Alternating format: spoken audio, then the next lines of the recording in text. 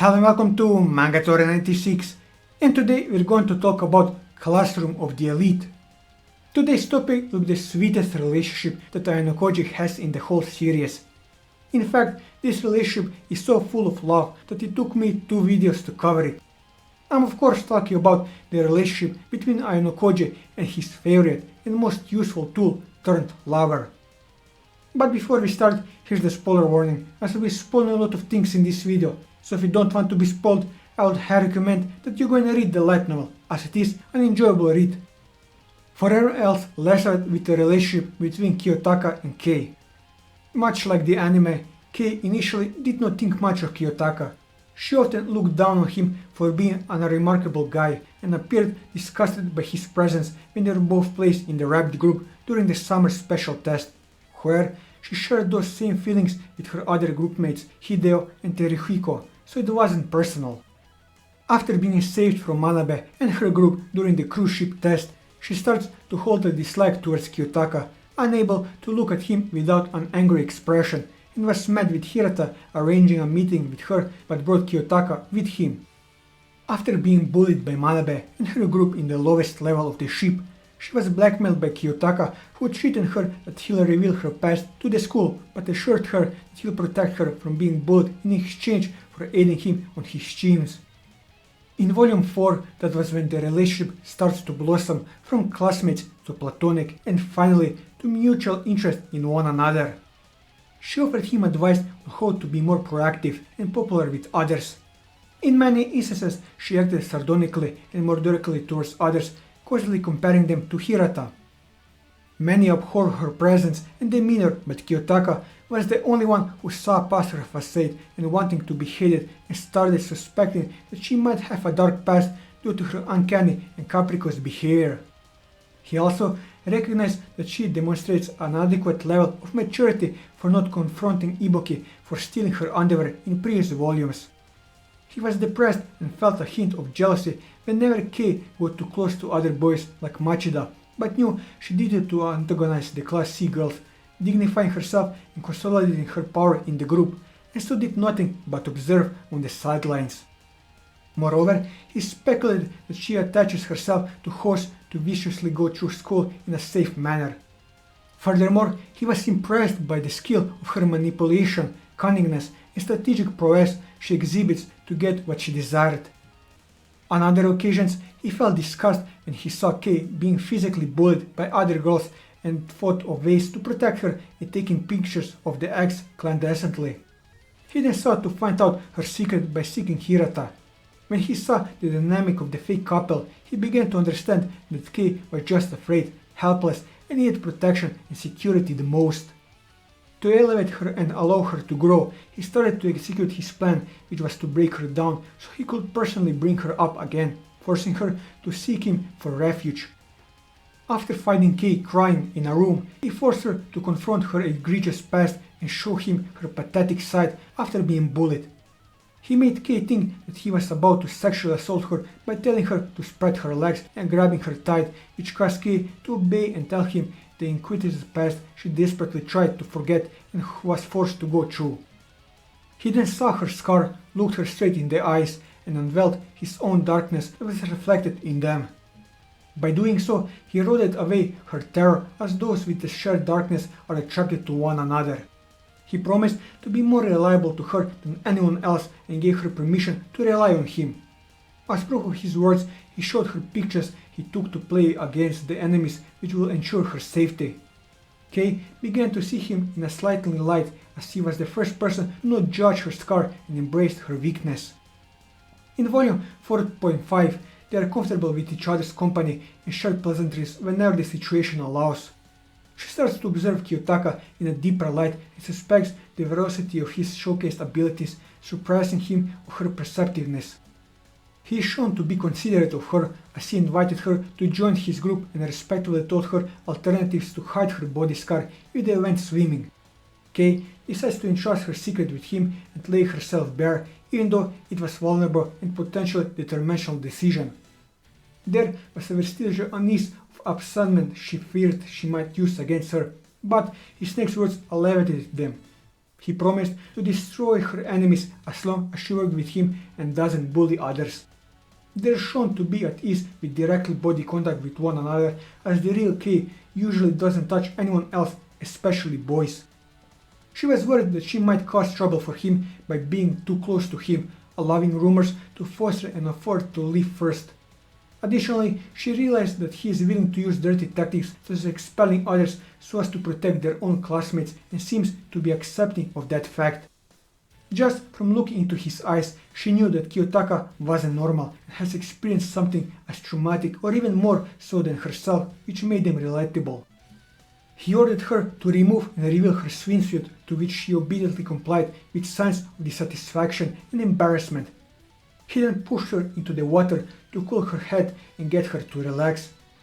As retaliation, once he offered his hand to grab on, she dragged him down as well, pushing his head under the water and childishly enjoying herself. Kiyotaka thought it was worthwhile letting that happen and seeing her smile again. They spent a mere moment with one another before being chased out. Later on, she was grateful to him for telling her that the guys planned a spy cam in their locker room and how to solve the issue. In Volume 5, she was amazed by his display of physical abilities and praised him openly at a sports festival after he raced Manabu Horikita and nearly won. She seems to have formed a friendship with him which evolves into a close trusting bond with him, where Kiyotaka is shown to truly trust her more so than others, even more than Suzune. In Volume 6 of the light novel, it seems that she developed a crush on Kiyotaka. She immediately called him at night to ask whether Mai confessed to him and afterwards if he turned her down, to which she was glad that nothing of that note happened. Kei was going on with her usual antics of being close and holding on to Hirata, but after locking eyes for a moment with Kiyotaka, she immediately detached herself. When everyone was against her when she lost her cool at the karaoke dispute, she looked at him but was saddened to see him not on her side. In the end, she apologized and admitted that she was in the wrong after losing her cool. Her crush on him was also hinted further in the light novels when she became jealous of Maya flirting with Kiyotaka. She was also the first person to celebrate his birthday, causing him to hesitate to delete her text message, which he usually does as an added precaution. He also learned of her birthday and decided to do the same for her. In Volume 7, even though she learned from Kakeru Ryuen and Kiyotaka had betrayed her by using her from the very beginning, she still refused to betray Kiyotaka, calling him her savior, as she refused to tell Ryuen that Kiyotaka is the true mastermind and linchpin of Class D, even after being treated and abused both physically and mentally by them. She profusely shouted at Kiyotaka to run away and leave her behind when he suddenly appears, where she was surprised to see Kiyotaka easily beating up Ryuen's gang and angrily attack Ryuen for threatening her. She was shaken by his ability but hugged him as she was relieved that he came to her aid as he mentioned his promise to protect her.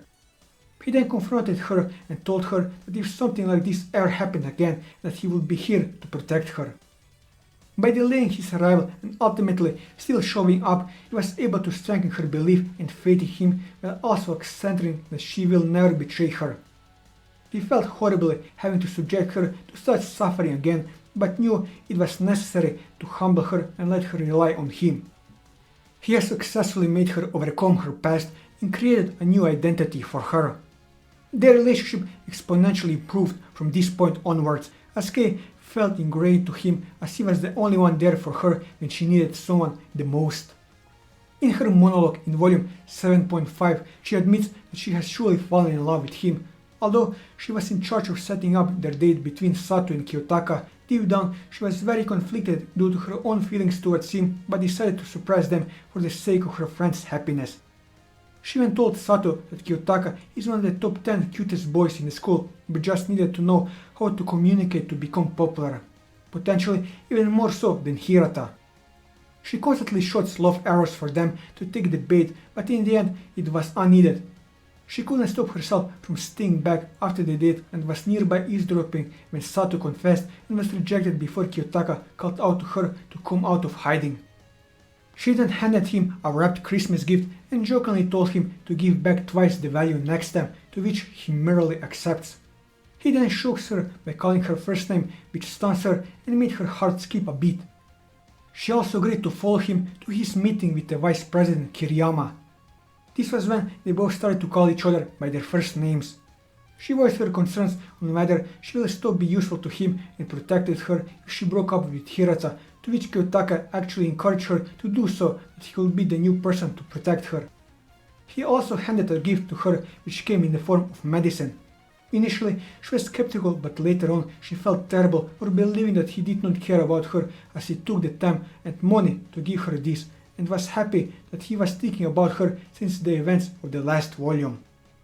In volume 8, he tells Kei to research into the background of many people, to which she dutifully did so. She was happy deep inside that he relied on her, but questioned her own sanity for being delighted on being worked to the bone. They met up inconspicuously in the cafeteria and exchanged information before he called her by the first name which she hadn't gotten used to, momentarily freezing her. He then reiterates once again that she is the most trusted person to him in the class. In volume 9, after Kei dumped Hirata, she met up with Kiyotaka and asked if she could tutor her to prepare for the end of year examination so as to not to cause a scene in the class. They then made a schedule. She then handed Kiyotaka her Valentine's Day gift and was happy that she was the first and only girl at that point to have handed him a gift. She secretly hoped that she may monopolize him on White Day. Rumors then began popping out that they were dating, but were mostly ignored. In volume 10, Kei sought him for advice on how she should act and do for the examination, and gossip spreading around them. After knowing that everyone was targeting to expel him, she panicked and called him repeatedly to notify him. She was surprised at his unflappability and didn't care if she was targeted as well for telling him the news. He knew from the onset that she was one of the people that would definitely not vote him out. In volume 11, she was consulted by Kiyotaka and provided relevant information all the girls in class 1A in under 10 minutes, which surprised Kei that he was able to retain all the information. She then praised him and said he could beat the class representative of 1A, Sakayanagi. She was shocked to see that he knew of her birthday and had a gift prepared. He told her that it was also for White Day. After discovering it was an expensive heart-shaped golden necklace, she was shocked to realize how much she was willing to spend for her. She tried to hide her true feelings by giving Kiyotaka a 10 out of 100 in terms of points, but she couldn't hide her glee and satisfaction when she wrote it. In her internal monologue, she hoped that there will come a time where she could wear this and go somewhere together with him, knowing it will definitely be an enjoyable day. With this, I covered everything that I wanted to cover on Kiyotaka's and Kei's relationship. And that will be all for this video. If you like this video, leave a like, leave your thoughts in the comments below, or subscribe to the channel for more manga reviews and One Piece content. And until next time, take care.